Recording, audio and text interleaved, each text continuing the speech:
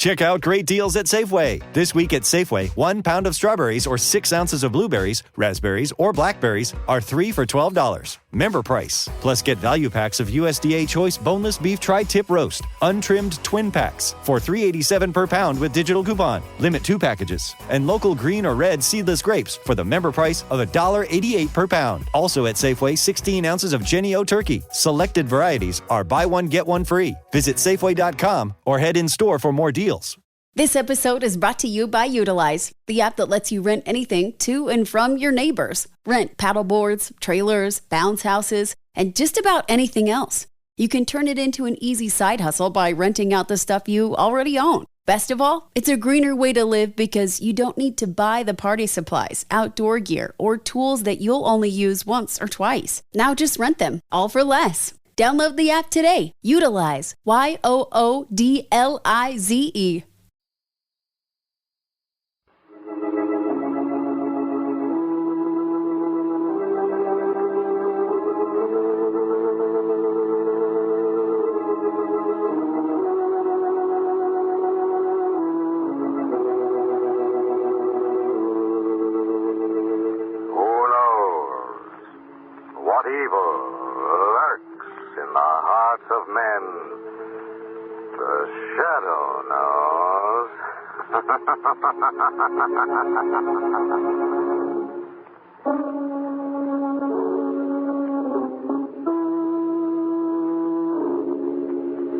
The Shadow, who aids the forces of law and order, is in reality Lamont Cranston, wealthy young man about town.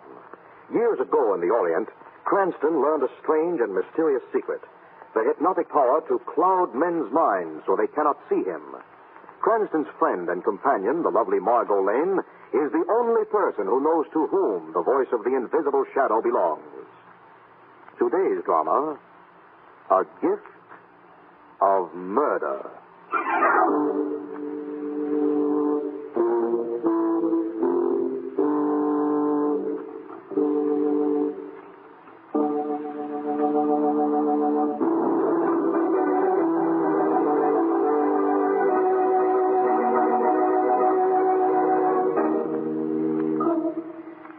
It is an evening in late December. A fine flurry of snow is just beginning to fall from the darkening sky as a smartly dressed young woman knocks on the heavy door of Gerald Covington's country estate. Miss Eva. Surprised to see me, Baxter? Delighted to see you, miss, and I know your brother will be overjoyed. Come in, come in.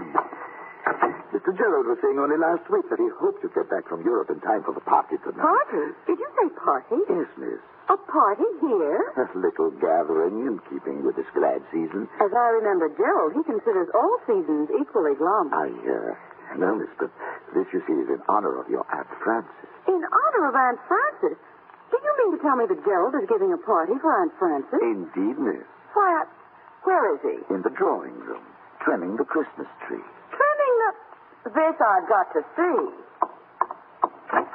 Gerald! Eva! What a happy surprise, I can't tell you. A Christmas tree. Yes, I did it all myself. And presents. For your Aunt Frances.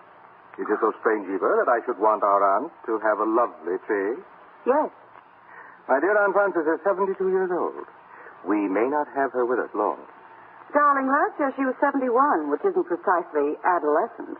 And all she got for Christmas was a dozen handkerchiefs and a cold in the head. Well, this year, things are somewhat different. So I noticed. Last time I was in touch with this little family circle, you and Clyde hated Aunt Frances like death and taxes. You may speak for our brother Clyde, but as for me, I've always adored the dear old soul. Really? Really. Shall I show you what I have for her? Do. Look, an antique music box, the sort of thing she loves, and in solid gold. Isn't it charming? Listen. God rest ye merry gentlemen. Expensive item, I'd say. I paid $500 for it, but nothing's too good for dear old Aunt Frances. It isn't possible, is it, that Aunt Frances has come into money? Well, that is... She has. Well, the truth is, an old admirer of hers, Mr. Onslow Fraser, remembered her in his will. How distinctly did he remember her, Gerald? Quite distinctly, Eva. She's inheriting $1 million. Oh. And when did you hear of this? Only yesterday. Mr. Elcott, attorney, member of the firm of Elcott and Devine in Boston, brought us the news. Now I see it all. The tree, the presents, the party. You're competing with Clyde for Aunt Frances's affection. I am only trying to brighten the end of her life. You are only trying to become the chief beneficiary of her will. Nonsense. I'm quite sure I will be a beneficiary, as you will, Eva, though I doubt that Clyde will benefit very much, if at all. Why not? I'll tell you why not. It's amusing, really. Quite amusing. Day before yesterday, before Mr. Elkhart appeared, of course, Clyde was unfortunate enough to have written me a certain letter. Letter? A letter, my dear, suggesting that we put Aunt Frances in an old woman's home. No. Yes. I have the fatal bit of correspondence, keeping it carefully. And when Aunt Frances lays eyes on it, I shouldn't be surprised if she cuts Clyde out altogether. And you're going to let her lay eyes on it, of course. What do you think? Does Clyde know you do? Oh, my, yes. He's been on the phone for the past 2 days, begging and threatening my life by turns. Clyde is not a man to let himself be pushed too far, Gerald. I'll risk his wrath. I must go upstairs and wrap the music box for Aunt Frances. If the guests arrive, you'll greet them for me, won't you? Who's coming? Principally the family. Clyde and our dear aunt. And possibly the lawyer, Mr. Elkhart. Anyone else? Just that young couple Aunt Frances is so fond of. Mr. Cranston and Margot Lane. Yes, she likes them. And it's my desire to please her, you know. You bet I know. I'll be down in a moment.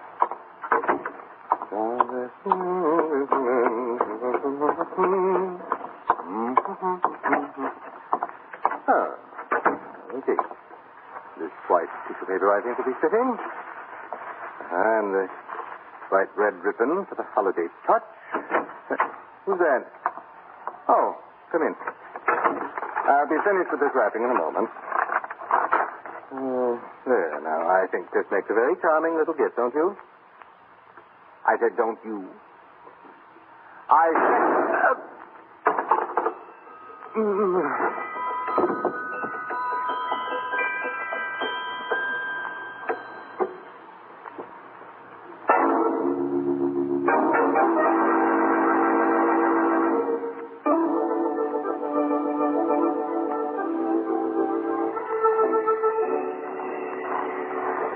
We're not too early, are we, Lamont? Well, Aunt Frances said 7. It's 1:15 now. Oh. The perfect night for a holiday party. Perfect. Whirling snowflakes by a special arrangement with the weatherman. Just for Aunt Frances's sake. Of course. What do you say we lend the scene the crowning touch of a Christmas carol before we make an entrance? I'd be glad to try. Very good, my lady. We shall fill the night with music. Of a sort. Me, me, me, me. Me, me.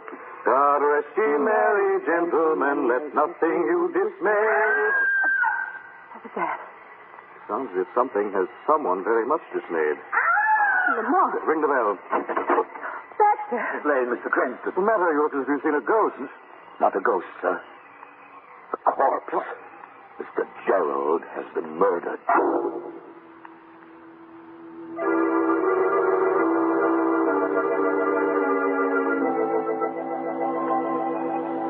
Gerald. Gerald. When did this happen? Not 5 minutes ago, sir, Mr. Gerald came up here to his study to wrap this music box. And the next thing we knew, the shot was fired. Anyone else in the house beside you and Miss Eva? No. Yes. What? Mr. Clyde was here, miss. He rang the bell just after Mr. Gerald went upstairs. Where did he go? He pushed me aside and followed Mr. Gerald to his study. Look at this in the ashtray. A cigar. It's still warm, too. One of Mr. Clyde's brand. Clyde murdered Gerald. No. He looked angry, but when I tried to stop him, he said he had to see Mr. Gerald on a matter of great urgency. What sort of matter? Something about a letter. A letter? Yes, there was a letter. Gerald told me about it just before he came upstairs. It must have been somewhere in the study, probably the desk. He said he was keeping it to hold over Clyde's head. Yes, here it is. I'm afraid I'm a little baffled. It's only too simple. In this letter, Clyde suggested putting Aunt Frances in an old woman's home. What? But Aunt Frances just inherited a fortune. This letter was written day before yesterday. It wasn't until the next day that Mr. Elkhart appeared with the news about Onslow Fraser's will. But it's perfectly obvious what happened, isn't it? Mr. Clyde killed Mr. Gerald to get the letter back. But if he did, why didn't he take the letter with him? It's probably because you two came running too quickly. Yes. And not having gotten the letter, don't you think Clyde may still be somewhere in this house, waiting his chance? If he is, I suggest Baxter be very careful. Why, sir? Because you know too much, and he knows you do. You mean you think He just killed one man, hasn't he? Listen. Someone moving about downstairs. Clyde, what are you going to do, Lamont? Don't worry, darling. Who's down there? Who is it? Answer me or I'll shoot. You wouldn't shoot a defenseless old woman, would you? And so near Christmas, too. Aunt Frances. Thank heavens. Lamont, let's go down before she comes up and sees Gerald. You go ahead, darling. I'll join you in a moment. Hello, Aunt Frances. Margot and Eva, dear little Eva, when did you get back, child? Just today, Aunt Frances. Surprised to see me? Surprised and happy. But then all the surprises I've gotten lately have been happy ones. Which reminds me, Miss Lane, Miss Covington, this is Miss Elcott of Elcott and DeVere. How do you do? Charmed, Miss Lane. You're the lawyer who brought the news about Onslow Fraser's will, aren't you? One and the same, Miss Covington. And happy I was to bear such tidings just at this joyful season. I should say. Speaking of this joyful season, isn't there something in the drawing room that Aunt Frances should see, Eva? There certainly is. What? Now, you're not to ask questions. Just stand where you are. Mercy me. Now then, Margot, open the door. Merry Christmas, Aunt Frances. For me? All for you. A lovely tree. Indeed, a very lovely tree. It's so beautiful. It's really so beautiful. Now then, my dear. It's been so long since I had a real Christmas. I've forgotten how wonderful it can be. Yes, one does forget how wonderful things can be. You rang for me, Miss Eva? Yes, Baxter. Merry Christmas, Baxter. The same to you, Aunt Frances. Let's have the eggnogs now, Miss Eva. I can't think of a better time. Shouldn't we wait for Gerald? Oh, I don't think so, Aunt Frances. And Clyde. Where's Clyde? Right here, Aunt Frances. Clyde! You don't think I'd miss your party, do you? Merry Christmas, Aunt Frances. And may you wear these for many, many happy years to come. For me, Clyde? For you. Oh, pearls. A choker of perfectly matched pearls. Miss Elcott, look. Exquisite. Really exquisite. You must have spent a fortune on these, Clyde. And I haven't a thing for you. That doesn't matter, Aunt Frances. Oh, but it does. I'm rich now, you know, and I insist that you tell me exactly what you like for Christmas. I'd like you to be well and happy. Oh, that's very sweet. But isn't there something you'd really like to have? I think I can tell you what Clyde would really like to have, Aunt Frances. What's that, Eva? A letter. Miss Eva. Just what are you talking about, Eva? A letter, Clyde. A letter that you wrote Gerald day before yesterday. I never wrote Gerald a letter. Oh, no? How peculiar. And I have it right here, signed by you. May I see that? No, you may not. May I see that, Eva? You may not, May I see Clyde. it now, Eva? Oh, Mr. Covington. he's got a gun. Hand it over. Come on. Give it to me. Thank you. Clyde, what's the meaning of this? There's no time to explain just now, Aunt Frances. I must go. However, I beg you not to believe any of the poisonous lies these people may tell you about me behind my back. I want you to know that I do wish you the very merriest... Drop that phone. Don't throw on me. Drop it. Pick up that gun, Baxter. Yes, sir. What do I do now, Take sir? Mr. Clyde up to the study and hold him there until the police arrive.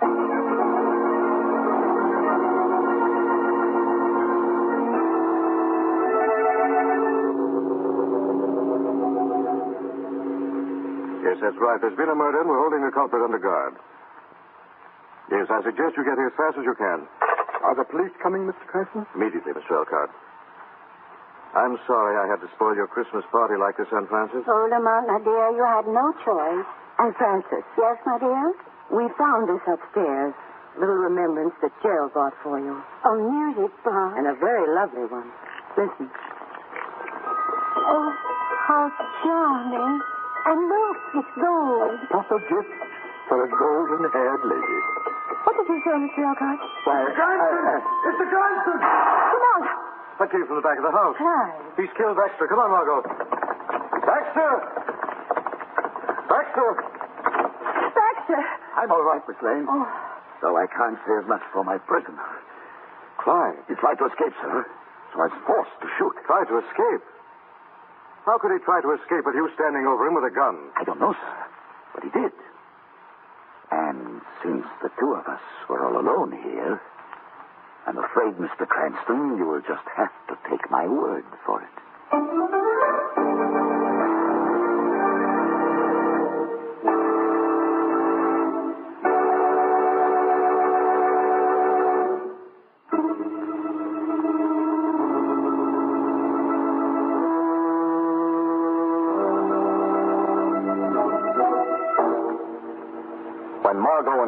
heard the shot from the rear of the Covington mansion, they found Baxter standing over Clyde Covington, a smoking revolver in his hand.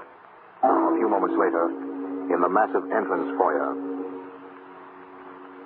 He killed Clyde deliberately, Lamont. I'm sure Baxter shot him in cold blood. I rather agree with you, Mark. But why? Possibly because Clyde had an alibi. An alibi Baxter didn't want him to use. I mean that Clyde may have not come to this house at all early in the evening. Not even to get the letter? He wasn't the only person who might have been interested in getting that letter, Margot. No? No. Baxter could have used it nicely to hold over Clyde's head as long as Aunt Frances lived, bleeding him of a nice sum in the process. I see what you mean. Then it may have been Baxter who killed Gerald, too. I don't know. It's only a theory. Theory is worth a visit from the shadow.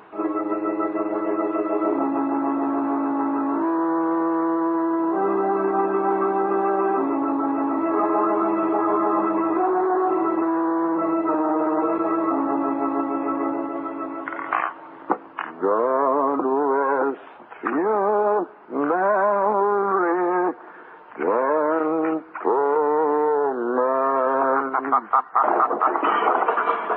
What was that? Who's that laughing? Who's in this pantry? It is I, Baxter. Who spoke? There's nobody here. Oh, yes, there is, Baxter. The shadow is here. The shadow. Standing right at your elbow. You can't see me, but I'm here. Here to see justice is done, Baxter. What's happening to me? My mind is slipping. I want the truth, Baxter. Go away! Go away! Not until you tell me why you killed Gerald Covington. Leave me alone. Please, please. I didn't kill Mr. Gerald. You can't lie your way out of murder. I didn't kill him. That's not what I've lied about. What have you lied about? Nothing. The truth? I lied about him. About the man coming in before Mr. Gerald was killed. Yes? It wasn't Mr. Clyde. No, then who was he?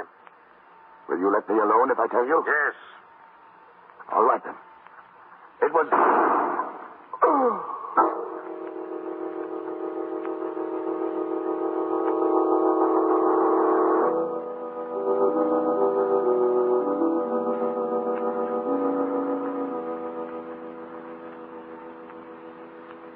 Lamont, is Baxter going to be all right? Yes, the bullet grazed his skull. He's unconscious, but he'll live.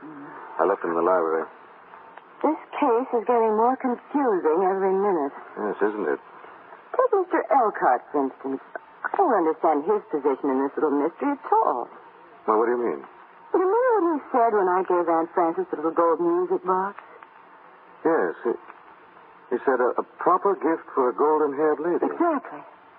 And how does he know Aunt Frances had golden hair? Her hair's been snow white for the past 20 years. An interesting question. And very confusing. It's all confusion. Margot, Yes? whose overcoat is this hanging in the hall tree? Well, I don't know. If it isn't yours, it must be Mr. Elcott's. Elcott. Why? I just saw this sticking out of the pocket.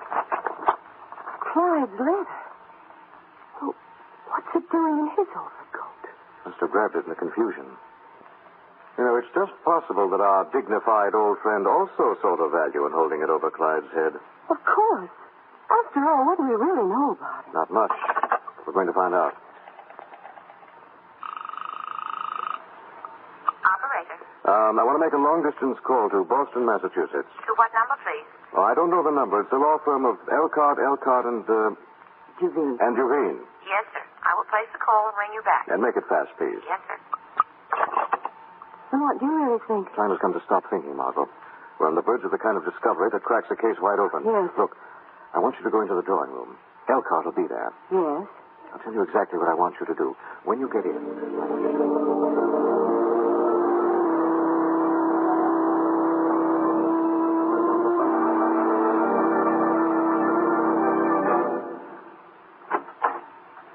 Come in, Miss Lane. Where's Aunt Frances? Lying down upstairs. She's had more excitement than she can very well stand. Sit down, Miss Lane. Thank you. Miss Eva and I were just saying that this case is becoming quite perplexing. It is indeed. This attack on Baxter is the most puzzling thing of all. Now that Clyde is dead, who could have done it? I don't know, but there's certainly no doubt that Clyde's guilty of Gerald's murder.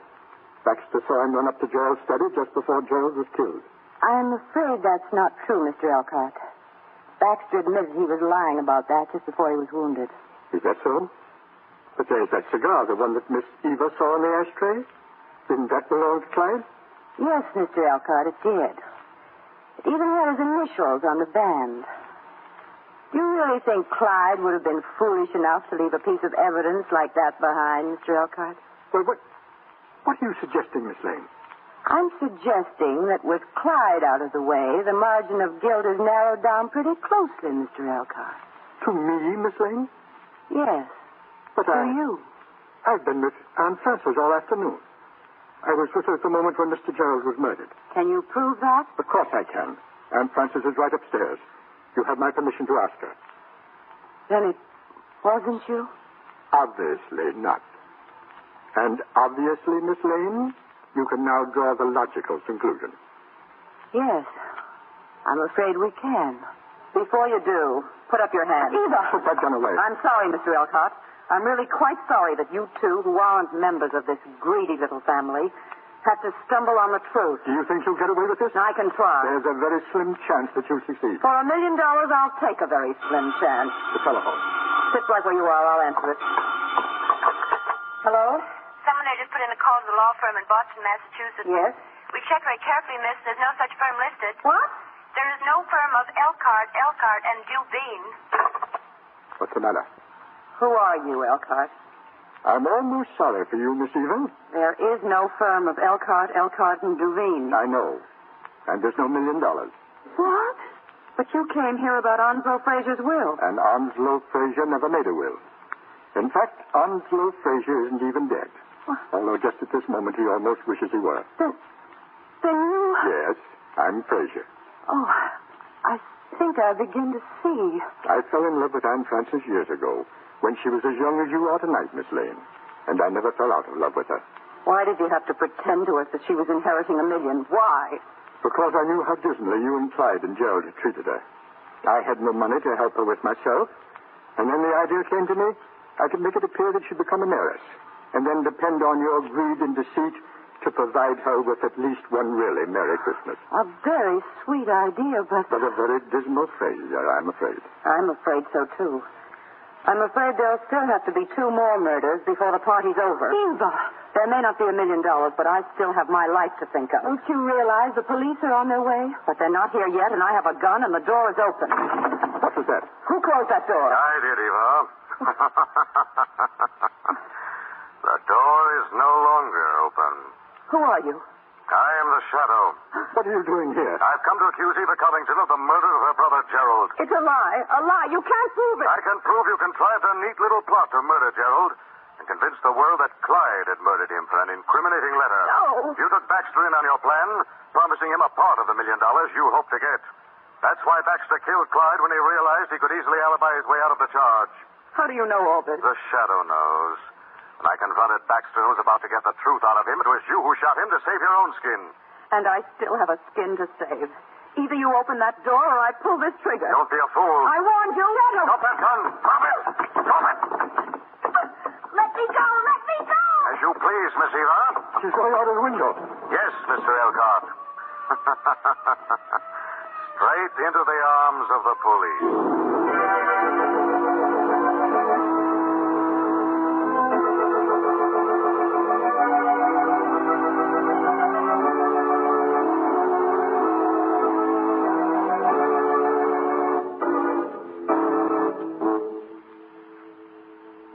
Found a letter in your overcoat, and I thought you were the murderer, Mr. Elcott. I picked it up and hidden it so that Aunt Frances wouldn't see it, Miss Lane.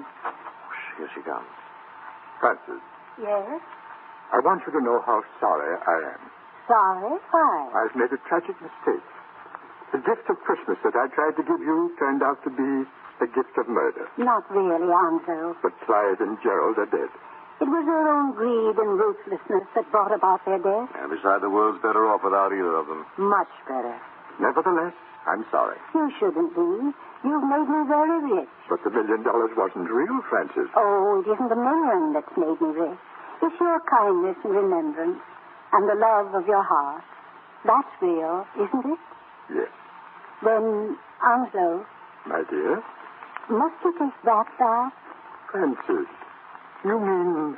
I'm alone, and so are you. my darling. Well, what do you know? It looks like it'll be a Merry Christmas after all. With many more to come.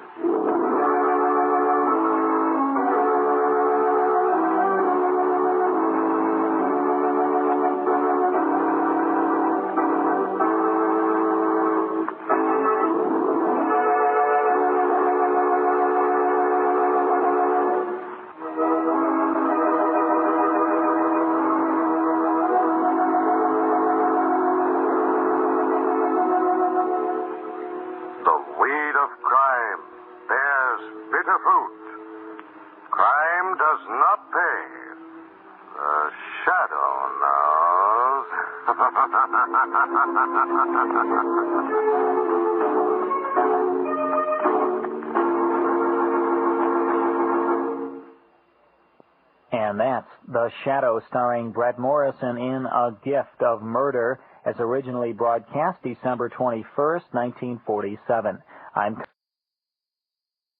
Hello, this is Discover, and we take customer service very seriously. We know that if you have a question or concern about your credit card, that's a serious matter, and you need to talk to a real person about it. So we offer around-the-clock access to seriously talented representatives in the USA. Again, it's a serious endeavor. The only funny thing about it is Bob. If you call us and Bob answers, you're in for a treat.